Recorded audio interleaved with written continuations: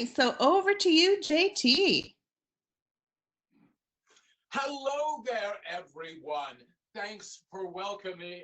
Thanks for me welcoming. Thanks for you welcoming. Thanks for being here. As you see, I have my superhero outfit on, and whoa.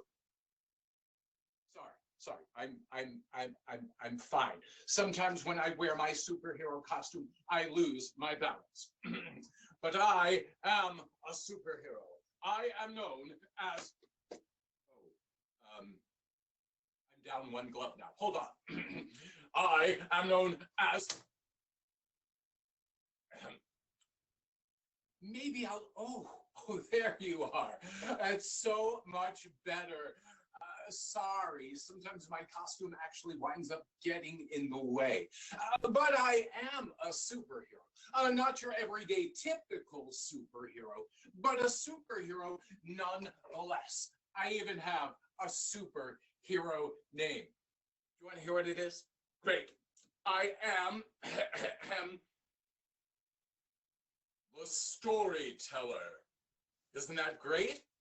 Oh, I know, I'm not a big famous superhero, but I believe that everybody has a special power and a special ability and has a superhero inside them. My special power and ability is telling stories. I tell stories to kids all over the world, and I try to change their lives in any way I can. So today, I thought you and I might work together and figure out what kind of a superhero you might be. Well, in order for me to do that, I have to tell you a story about a superhero. But he's not a superhero that you've probably ever heard of. And he's got powers and abilities that maybe some of you already have. I'd love to tell you this story. Before I tell you the story, can you and I have a super secret superhero signal? I know, that's a lot of S's, but our super secret superhero signal is going to be this. I take my middle fingers and I put them together, and I take my index finger and my pinky and I stick them up in the air like this. Can you do this with me? In the story, we're going to learn what this means. But for now, let's make it our super secret hero sign. Once upon a time, there was a boy, and his name was Jimmy. Jimmy was just a regular kid, and he was a great kid. Everybody liked him. He lived kind of far away from school, way out in the country on a farm. And he had a big family, but most of his brothers and his sisters, they were older than he was. So Jimmy wound up spending a lot of time alone because he was so far from school and town that it was hard for other kids to get out to where he was. When he was just about in third grade, he had a birthday. And his dad said to him, "Jimmy, what would you like for your birthday?" Jimmy had been thinking for a full year, and he didn't even hesitate. He said, "Dad, what I really want for my birthday is a dog." "A dog?" said his father. Son, a dog is a lot of responsibility. I know, Dad, but I would take care of him, and he could be a good friend to me." "All right," said Jimmy's father, "it's your birthday. Let's go." And they went to an animal shelter where they rescued dogs from all over the place.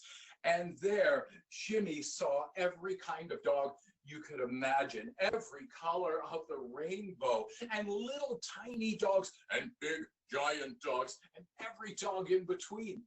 Jimmy didn't know how he was going to choose. And then, as he was walking by the different dogs, he turned a corner and there it was, the perfect dog.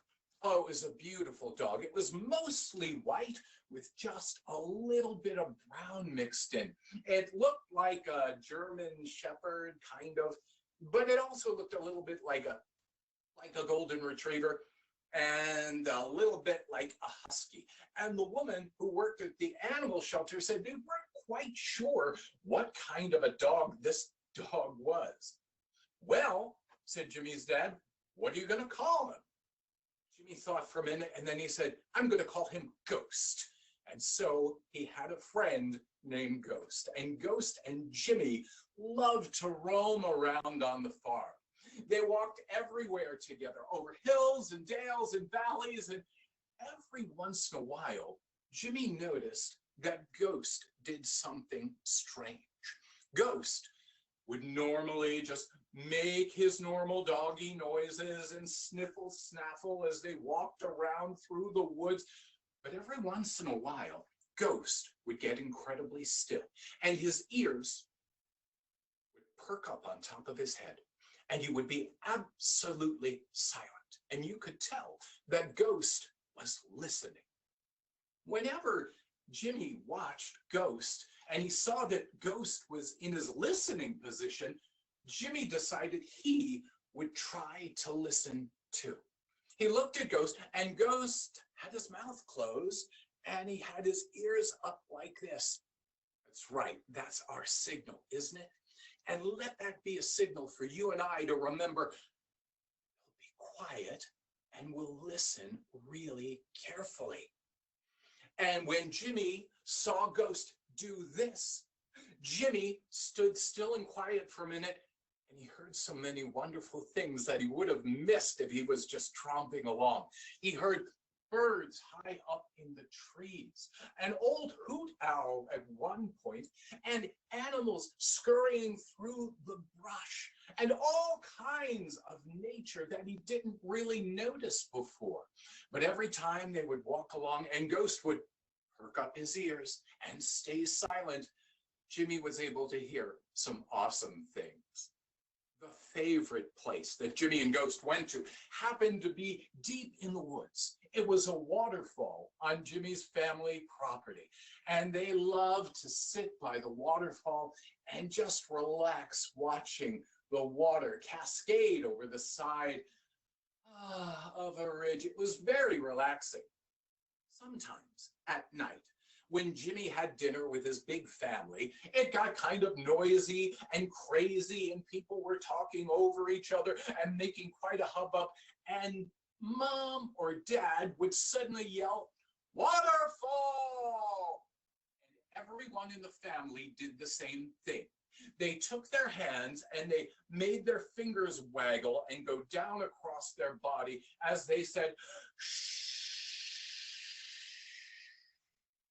Before you knew it, all the craziness at the table kind of calmed down and everybody could hear each other. And Jimmy loved that. They would be laughing and joking and making all kinds of crazy noise, and Mom or Dad or one of his brothers or sisters would yell, "Waterfall!" And what do you suppose they did? That's it. And you know, it was funny. After they did that, everybody felt calmer and better. One day, Jimmy was at school, and it was kind of hectic at school. Lots of the kids were talking over the teacher and making noise and yelling across the room, and Jimmy could see the teacher up in front of the class clapping her hands and trying to get everyone's attention. And the kids weren't being mean, they just were so excited that they couldn't pay attention. Jimmy thought, I wish there was a way I could help the teacher out.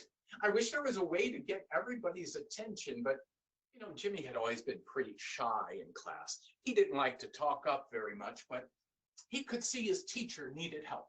So Jimmy stood up on his chair and he made the sign of Ghost. Mouth closed, fingers up. Everybody in the class stopped what they were doing, all the noise and all the yelling, and they looked at Jimmy, who was standing on a chair doing this. What are you doing? Said one of the kids. This is what my dog does, said Jimmy, when we want to listen carefully.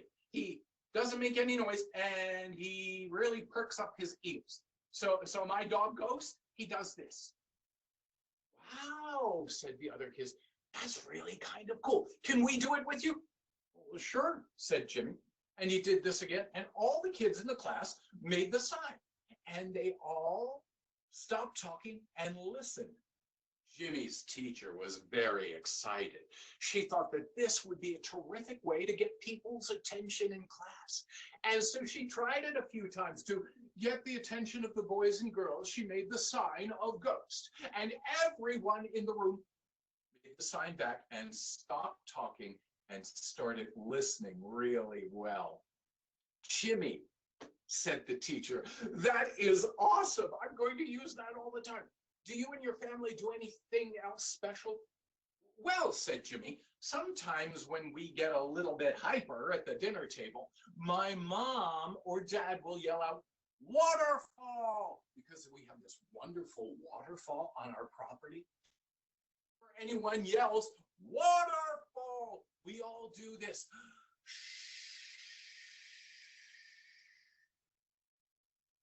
That is fun, said everyone. Can we try it with you? Sure, said Jimmy. Everybody ready? Waterfall! And you know, all the kids felt a little better. They felt a little calmer, a little more relaxed, and they were paying attention to what was going on in class. Oh, the teacher was so happy. And as they were leaving, one of the kids said to Jimmy, hey, Jimmy, that was really good today. You're a hero. I'm a hero, said Jimmy. You certainly are, said the teacher, who had heard the remark. You got our class to pay attention with your special ghost symbol and with your waterfall. You calmed everyone down and made them feel better.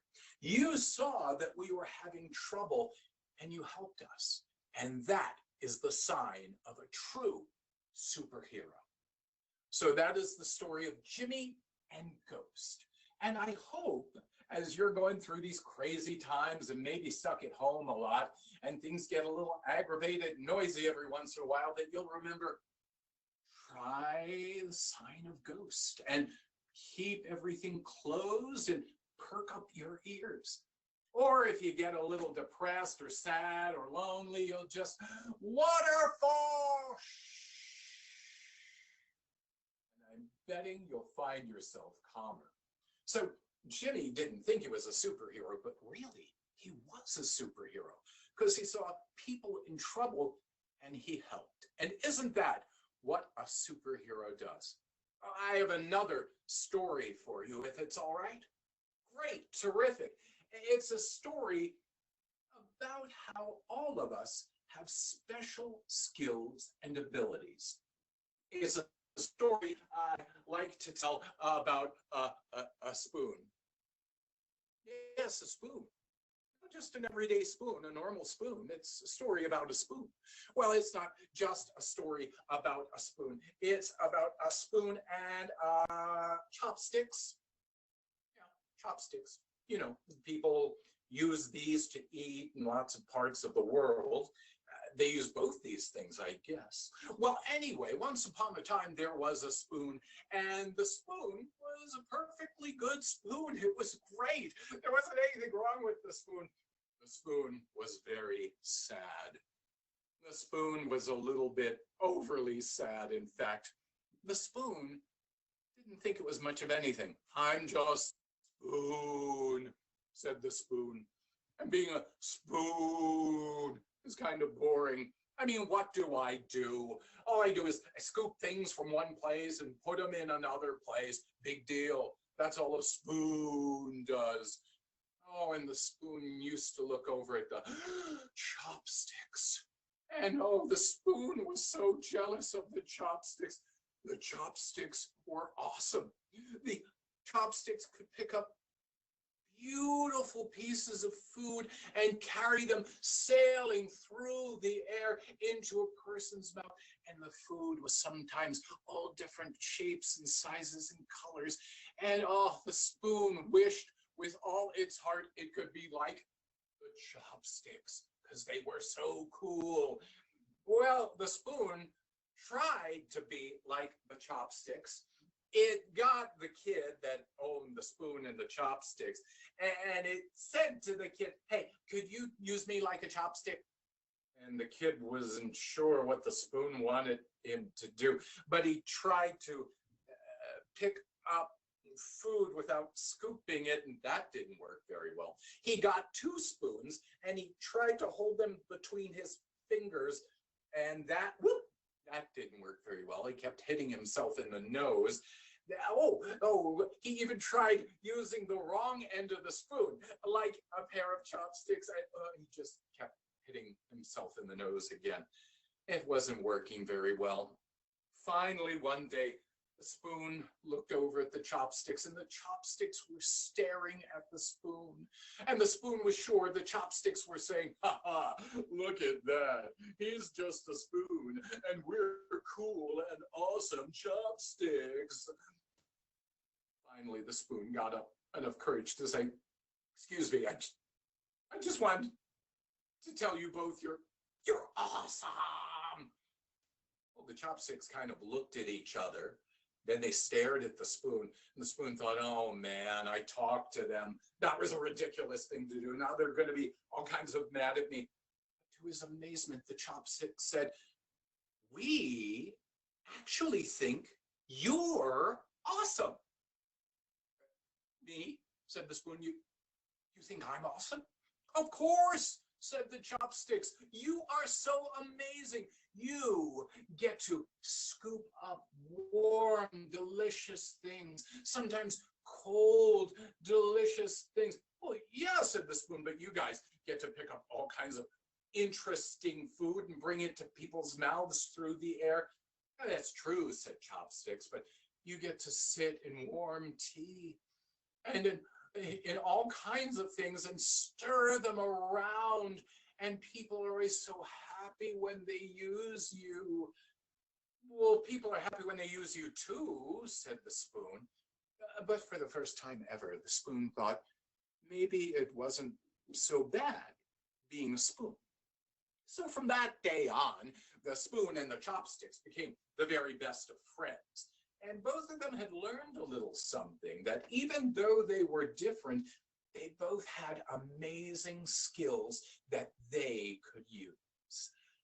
When you're thinking about being a superhero, I'd like you to remember the story of Jimmy and how he had powers no one suspected. And I'd like you to think about what makes you special, what makes you different from everybody else. Because just like the spoon, you do things that no one else can do. Maybe you're a great reader, or maybe you can sing, or maybe you notice when people in class are looking kind of sad, and you can go over to them and help them. Everybody has a special power and ability, and I hope that you find yours. We have just a few minutes left, but I'd like to tell you a story, and it's a story about a superhero, but not your usual superhero, and he has the best superpower of all. Once upon a time, there was a young man who lived in Africa, and he lived with his mom and dad, and he decided one day it was time for him to go out and seek his fortune. His mother packed a little bag for him. She put in a handful of seeds, and she gave him a little bit of water and a bone with some ham still on it, and a chunk of bread. And the young man set out to find his fortune. He was walking along the road when suddenly there was a bee buzzing around his head. He swatted at it, but to his amazement, the bee landed on his shoulder and said, "Oh, excuse me, I'm sorry to bother you, but I was just flying by, and I was wondering, do you have any food that you could share with me?" Well, the young man looked in his bag. Oh, his mother did give him a little piece of a honeycomb. "I have this," he said. "Oh," said the bee, could I have that honeycomb? I'm very hungry." The young man thought, I don't have very many things, but I don't like to see this bee in trouble. So he fed the little bit of honey back to the bee. And the bee said, "Thank you. I'll help you someday if I can." And the bee went buzzing off. "Oh, great," said the young man. "I gave away most of what I have." And he kept walking along. and he got a little tired as he was going, and he stretched, and he reached in, and oh, there was the handful of seeds, and he could enjoy those on his walk. And then suddenly, caw, caw, a crow came out of the sky and landed on top of his head. Excuse me, said the crow. I noticed you have some seeds there. I'm terribly hungry. Could you share your seeds with me? Oh, well, the young man said, I only have a little bit. Oh, but I should always help other people. So he held up the seeds, and the crow pecked at his hand and ate them all up and went flying away. And as it flew away, it yelled back, hey, if you ever need help, I'll be there for you. Oh, great. I need help right now. I'm hungry. He walked a little bit further, and he was walking through some tall bushes. And as he was going through this and some tall grass, he saw something coming through the ground towards him, parting the grass. He wasn't sure what it was. And then he realized it was a crocodile. And the crocodile looked up at him and said, excuse me, you wouldn't happen to know where the river is, would you? Oh, said the young man, the river's over that way. Oh, hey, do you have any water with you? I'm very thirsty. I do have some water with me. The young man thought, it's the only water I have, but he seems to need it.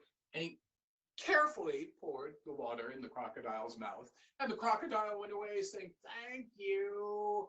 I'll help you someday. Oh, like I need help from a crocodile, said the young man.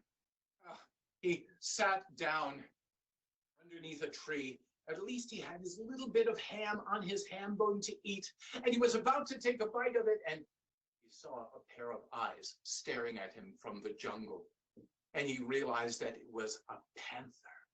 And the panther slunk out of the jungle and walked right up to him and said, excuse me, I couldn't help but notice you have some delicious meat there. Could you share?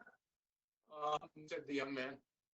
This is the only thing I have left to eat, except for a little tiny bit of bread. But here you are, Mr. Panther. The panther gobbled it up, turned and went back into the jungle. And looking back over its body, he said, thank you, I'll help you someday if you need it. And off he went. Well, now all he had was a little tiny bit of bread, and he was about to take a bite of it when suddenly he saw an old man walking down the road, and the old man looked so tired and run down. Old man, said the young man, here, sit beneath this tree. I don't have much. All I have left is this little piece of bread. It's all I have, but please, eat this bread. Ah, said the old man, this is what I need. Thank you. Why are you out upon the road today?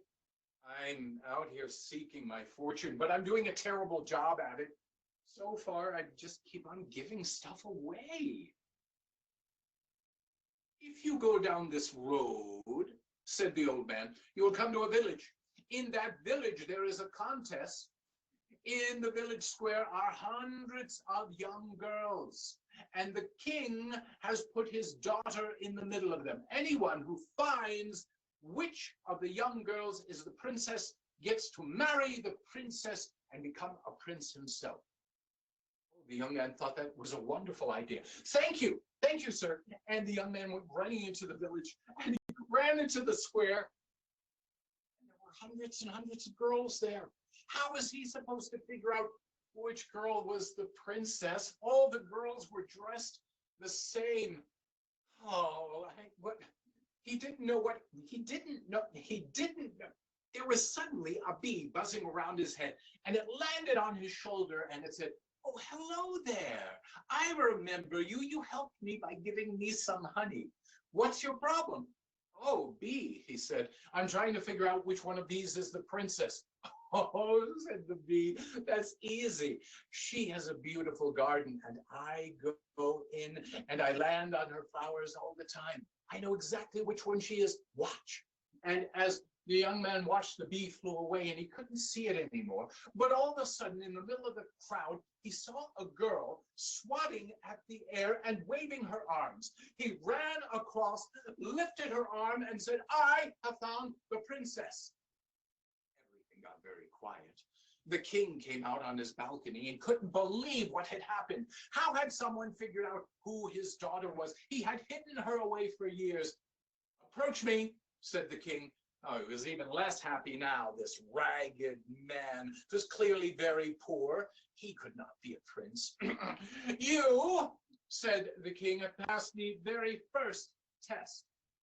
The young girl said, "Father, there is no other test. You said whoever found the princess should be able to marry her. By the way, I will only marry people that I approve of. But also, this young man has passed your test." "The first test," said the king. "The second test will begin as soon as I come down there." And the king disappeared. Well, everyone was mumbling because they didn't know anything about any other tests with the princess. But the king walked out of the palace and said, "Ah, young man, I have a second test for you." Servants with large platters walked forth, and they were covered with rice and with grain. Put it down. And the king said, "You'll have to separate the rice from all the seeds that I have mixed in. You shall do this by sunset. Everyone go home." And the village all went home. And the young man was by himself with the grain and seeds, and he tried to separate the seeds from the rice and the rice from the seeds, and they were getting stuck together. "I'll never be able to do this," he said. Just then he heard, "Caw, caw," and a bird landed on his head. "Hello, my friend," said the bird. "I remember you. What seems to be the problem?" Oh, my friend, I have to separate the seeds from the rice. I can't do it." "That's easy. Caw-caw." Blackbirds flew in from every direction, and using their beaks, they very quickly made a pile of rice and a pile of seeds and disappeared, just as the king was coming out. The king could not believe what he saw. How did you do this?" I just managed to do it," said the young man. Well, you have passed this test. Now for the next test." "Father," said the princess, "you are not being fair to this young man." Now, daughter." He clapped his hands, and men came out with platters of steaks piled high on top of them. They were set down before the young man, and the king said, "All you have to do is eat all these steaks before the sun comes up. Enjoy." Well, at first the young man was excited because he could easily eat a lot because he was very, very hungry. But after the second steak, he was very, very full. He thought, "Oh, I will never eat all these steaks," when suddenly he saw eyes at the edge of the village, and a panther slunk towards him, looked up and said, "Oh, it's you, my friend. I remember you. You helped me out. What seems to be the problem?" "Oh, panther," said the young man, "I have to eat all of these steaks." "Ha, ha, ha, ha," said the panther. "That, my friend, is not a problem." And he gave a sharp bark into the forest, and all of his panther cousin and friends came out, and before you knew it, all the steaks were gone and nothing but bones were left. The king was amazed when he came out the next morning. "I cannot believe you did this. There is one last test. Come with me." They went to the edge of the river, and the king pointed across the river and said, "All you have to do is walk across this river to the other side, swim if you like, and get that white feather." "That's all I have to do," said the young man. "Yes," said the king. "Go on." Well, the young man was about to step into the water to wade across it when he noticed eyeballs bobbing here and there in the water. And he realized that the entire river was filled with crocodiles. One set of eyeballs came up to him and said, "Well, my friend, what brings you here?" "Oh," said the young man, "crocodile, I have to get to the other side and get that feather. But I'm afraid of your cousins. Don't be afraid. We will make you a crocodile bridge.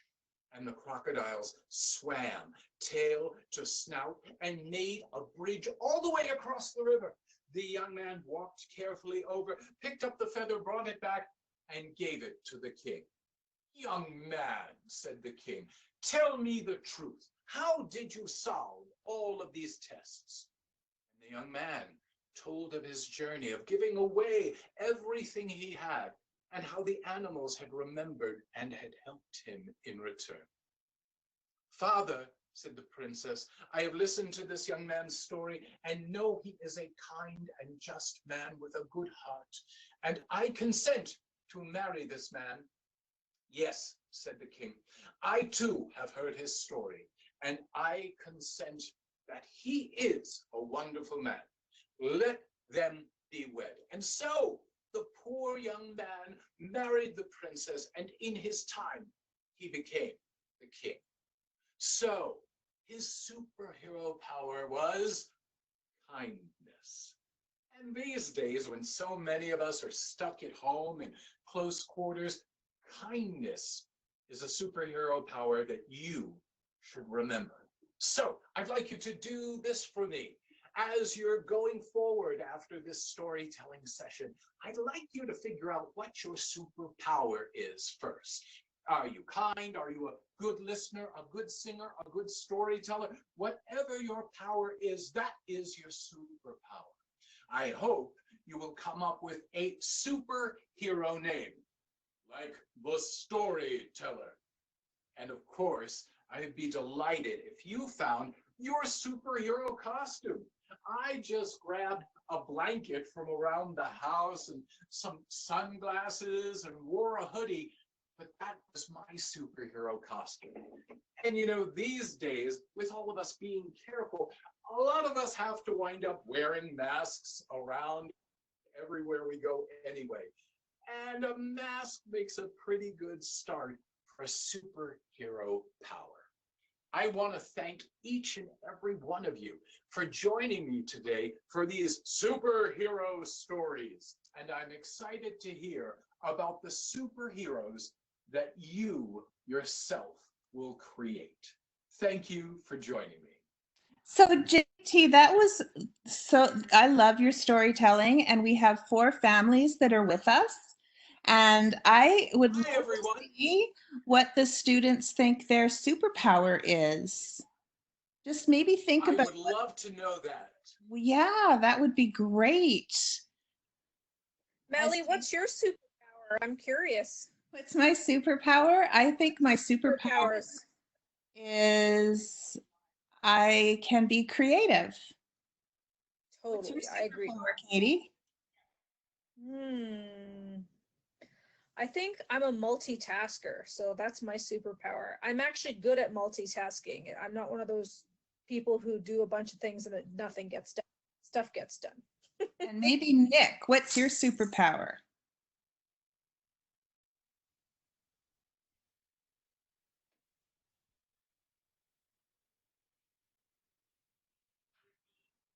Math is Nick's superpower. Good. JP, are you able to write your superpower in there, sweetie?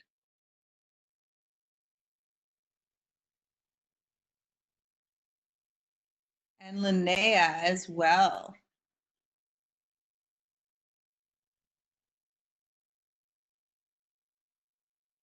I think I can write, I could say JP's superpower is he's a really good sportsman.